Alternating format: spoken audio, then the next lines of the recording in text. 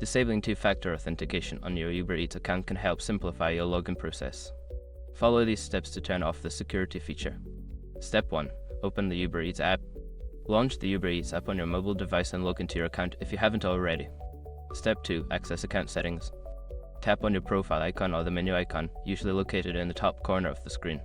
From the menu, select Account or Settings to access your account settings. Step 3. Navigate to Security Settings. In the Account Settings menu, look for an option labeled Security or Two-Factor Authentication. Tap on it to view your current security settings. Step 4. Disable two-factor authentication. Find the option for two-factor authentication and toggle it off. You may be prompted to confirm your choice or enter your password for security purposes. Step 5. Confirm changes. After disabling two-factor authentication, ensure that you receive a confirmation message or notification indicating that the feature has been successfully turned off. Once you have completed these steps, two-factor authentication will be disabled on your Uber Eats account.